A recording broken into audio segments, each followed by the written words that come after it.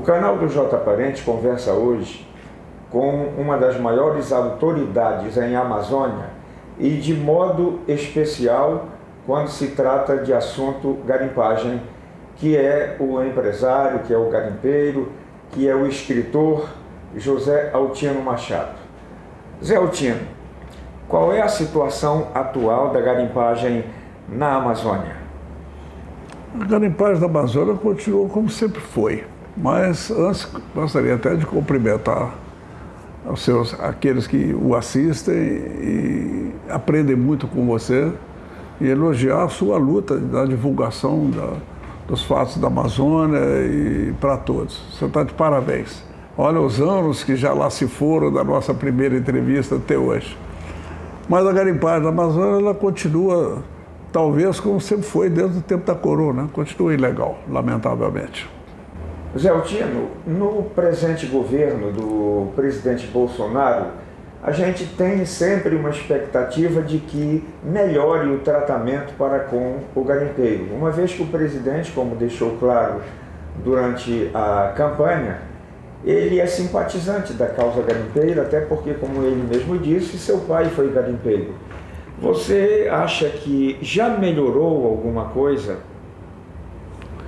Eu não diria propriamente que melhorou, porque nós estamos pagando uma conta pesada, porque os elogios que nós recebemos e a simpatia que nós recebemos do presidente Bolsonaro arrastou também toda aquela que são contra ele, todo aquele Brasil aparente que existe dessas pessoas que se intitulam até pessoas intelectuais do país. E nos trouxe a baila numa hora e num momento ruim das queimadas da Amazônia, essa coisa toda. E o governo, parece, carece muito de estar assessorado por pessoas que saibam explicar para a sociedade nacional e para a internacional também como é que a Amazônia vive, como é que as coisas acontecem. Quer dizer, é diferente uma queimada controlada pelo homem, não sei, eu não digo se é certo ou se é errado, mas é diferente de um fogaréu descontrolado, como acontece na Califórnia, como acontece na Austrália. São coisas diferentes. Aqui o fogo começa quando o homem quer e acaba quando o homem mandou acabar. Quer dizer, são queimadas para substituir talvez algo inútil para a humanidade de algo útil, como uma fazenda produtora de grãos ou mesmo gado. Mas isso é discutível, alguns podem não querer isso aqui na Amazônia, isso é uma coisa diferente. Mas essas coisas, o governo carece de pessoas que expliquem isso para a sociedade, não com a resposta grosseira, não com uma resposta que não muito educada, mas que explique realmente como tem que ser acontecido. A floresta amazônica não pega fogo nunca, você pode jogar um caminhão-tanque de gasolina no meio da mata aí, botar fogo, ele vai queimar aquele caminhão ali, na hora que ele acabar, a floresta não pega. Nós todos sabemos que para algo pegar fogo aqui na Amazônia demanda aí meses e meses e meses de seca, para estar bem seco para poder queimar bem. E isso arrastou no meio do fogaréu. Nós que fomos figurar, nós que fomos pagar a conta. E eu tive uma decepção muito grande, porque numa dessas reuniões nós ouvimos do ministro Sérgio Moro, de quem eu nunca esperei algo assim, ele dizer que nós tínhamos que ser pacientes e que tínhamos que entender que a continuidade da situação na Amazônia, que era o fogo, não éramos nós, mas nós tínhamos que entender porque senão o Brasil podia sofrer sanções no exterior e prejudicar o comércio brasileiro no exterior. É essa conta que nós começamos a pagar e esse desentendimento que está acontecendo. E eu gostaria até de citar rapidamente para vocês aqui, eu tenho uma pessoa que eu prezo muito, que se chama o presidente Sarney. Quando promulgou a Constituinte de 88, o presidente Sarney, nós conversando, eu falei, presidente, o que o senhor achou da Constituinte? Nós trabalhamos muito, eu, o Ivo, Feijão, na Constituição. Por falar nisso, a profissão garimpeira é só os garimpeiros e os advogados, são as duas únicas profissões que a Constituição brasileira fala. E nós tivemos o prazer de termos trabalhado para isso. Mas nós discutimos sobre isso, presidente Sarney, então, o que o senhor achou da Constituição? Ele falou, nós estamos criando um país ingovernável. Está aí, o resultado está aí. O presidente Bolsonaro pode querer nos ajustar, pode querer...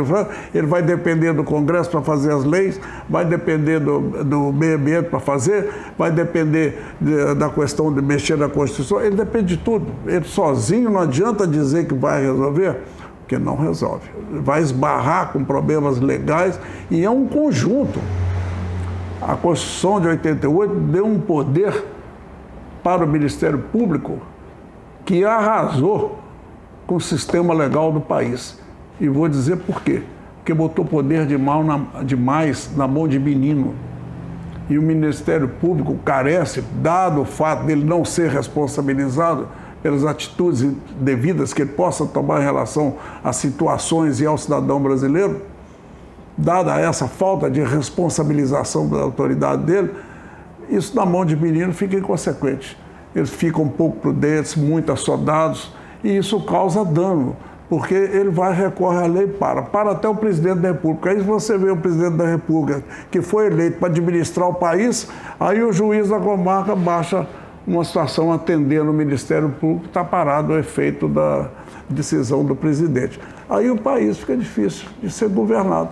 E é isso que acontece conosco aí. Nós mais difíceis ainda ficamos, porque todo mundo acha que nós dependemos deles, né? Zé Altino, essa pressão internacional que existe há muito tempo contra o Brasil por causa da Amazônia, para esse Brasil daqui, isso faz muito mal para nós? Eu não diria que faz mal, pelo contrário. Eu fico até feliz. Eu escutei o Papa aí há pouco tempo falando da Amazônia, nossa, e tal. Eu fico até feliz que eles falem assim, sabe por quê? Bate no nosso orgulho e nós aprendemos a amar mais ela e aprendemos a deixar cada vez menos eles interferirem aqui. Eu acho bom que saiam dizendo essas bobagens aí, nossa, a Amazônia é da humanidade, que aí o brasileiro fica mais orgulhoso do que ele tem. Ele sente mais orgulho de ser brasileiro, ele sente mais orgulho de ser daqui da Amazônia. E ele sente mais vontade de protegê-la contra eles. Eu acho que nós estamos aprendendo que nós temos uma preciosidade. E à medida que o tempo passar, com a educação dos nossos filhos, nós vamos aprender a cuidar dela também. A situação do garimpo, como ele sempre foi, vai continuar desse jeito? Nem tanto vai continuar, porque todo mundo tem que lembrar que o garimpo é uma economia alternativa. O garimpo chega, tira e vai embora. Ele tem períodos. Enquanto ele era garimpo manual, ele estava com a vida prevista praticamente 100 anos para ficar garimpando aí.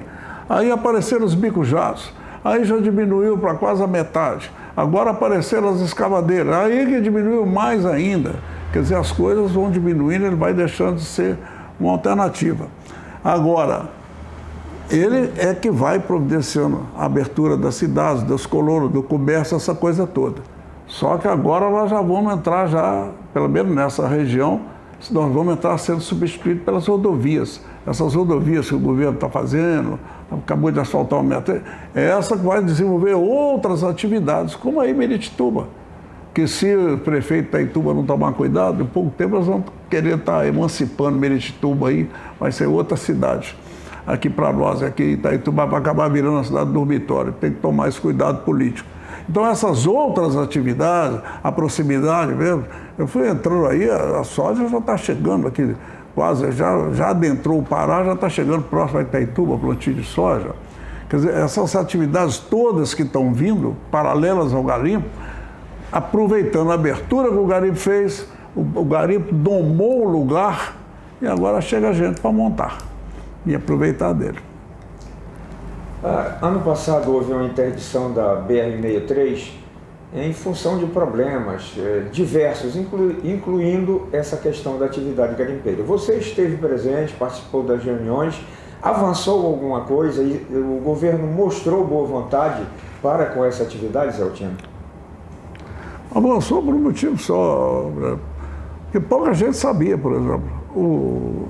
A BR-63 foi tentada porque eles entraram, Reserva Nacional do Jabuti, Parque Nacional do Jabuti, a outra flora lá de Altamira. Isso foi feito em cima de garimpeiros. A reserva do Tapajós, garimpeiro, uma das maiores do Brasil, foi feita em 1983. Aí, em 2006, o Lula vem, pega o dinheiro do Banco da Alemanha, implanta o Parque Nacional do Jamanchim, pegando, inclusive, uma rodovia feita pelo governo militar chamada Transgarimpeiro para desenvolvimento das colônias e do próprio garimpo. E ninguém falou nada. Ninguém entrou na justiça contra o decreto dele, transformando em parque. Como ele fez agora o Parque Nacional da Mana, a flora do Urupadi, e ninguém fala nada, ninguém protesta. Não existe no Brasil, a não ser, estou mentindo, existe o Tumucumaque, foi feito em função dos Itiriós. Mas o Fernando Henrique já maculou o Parque do Tumucumaque, porque ampliou a pedido do Parque do Tumucumaque para cima da área garimpeira, para deter o avanço garimpeiro, a pedido do pessoal do MCBio. Aqui no Amazonas e aqui no Pará não existe um parque nacional que não foi feito politicamente para deter o avanço garimpeiro. Todos eles foram feitos para deter o avanço da sociedade humana na Amazônia. Eles querem parar a atividade humana na Amazônia, na economia, eles querem parar e transformar em Parque Nacional. Que foi o que aconteceu aí na flora da Altamira, com o Parque Nacional de Jamanchim, que eles vieram com essa violência, truculência toda. Eu acho que até mais no sentido de provocação política, para colocar a Amazônia contra Bolsonaro, para uma hora dessa aí um desavisado dar um tiro no fiscal do IBAMA, ou com o MCBio, criar um problema maior, e aí nós perdemos a razão de vez. Eu acho que é isso que estão esperando que aconteça. Então, eu acho que nós temos que dar um jeito de sentar na mesa e conversar com esse povo antes que aconteça mal pior. Eu não diria mal visto, porque nós sustentamos tanta coisa, né? Eu vou discordar até do vereador um pouquinho, porque nós parimos nossas mulheres, nós educamos nossos filhos, nós criamos nossas famílias, nós não dependemos de ninguém para fazer isso, e nós enterramos nossos mortos. E o mais importante, nós trabalhamos com a cultura que nós temos. Então, se quiser acontecer alguma melhora nesse sentido, é bom nós cuidarmos da cultura que está envolvida no assunto. Nosso povo aqui é muito humilde, é muito trabalhador. E é um povo diferente porque não tem vagabundo. As coisas não são exatamente como deveriam ser para os olhos cultos de um político. Mas aos olhos comuns do cidadão, elas são e são feitas da forma que são. E nós ainda temos um problema mais sério aqui na Amazônia. Muitas vezes, a maioria de nós, os nossos negócios, nossos patrimônios são enterrados conosco. A nossa família, muitas vezes, nem costuma herdar, porque não tem o benefício da legalização da atividade, não tem o benefício da legalização patrimonial que nós temos. Então, isso fica muito complexo, você virar e dizer assim, dá para nós a obrigação de consertar. Se nós tiramos aquela riqueza, se nós botamos ela para rodar, se nós botamos ela para produzir, se nós geramos uma construção da cidade, se nós geramos uma construção de uma comunicação de cabos de eletricidade, de telefonia, de tudo, quer dizer que também a nossa cultura tem que voltar lá atrás e corrigir a ausência do Estado que não veio. Se o Estado tivesse vindo junto e administrasse como deveria ser, as coisas seriam diferentes. Então eu quero lembrar a qualquer político aqui da região o seguinte: a Amazônia tinha 30 técnicos do setor mineral. Na URCA do Rio de Janeiro tinha 2.000. Tem uma coisa errada no país, e não somos nós. Quem não acompanha a evolução humana com o trabalho humano na Amazônia é o Estado. E é o Estado que tem toda a obrigação de andar atrás da evolução humana e se evoluir junto a ele. Eu quero agradecer, Zé Altino, pela sua disponibilidade dessa entrevista para nós. Inclusive, você também nos concedeu uma longa entrevista para o rádio, contando um pouco da sua história. E eu espero que a gente possa se encontrar outras vezes para conversar, porque, sinceramente, você é uma daquelas pessoas que, de fato, o jornalista tem prazer de conversar. Muito obrigado. Eu tenho que agradecer, Parente. Eu acho que nós nos encontramos para uma entrevista a cada 25, 30 anos, não sei. Vamos apequenar, porque o crepúsculo está chegando às nossas vidas, não? Então vamos marcar um encontro pelo menos daqui a 5, para a gente conversar outra vez, para ver o que aconteceu de novo. Tá bom? Agradeço muito, agradeço àqueles que o assistem e que vão perder ou ganhar um tempo assistindo a gente. Muito obrigado.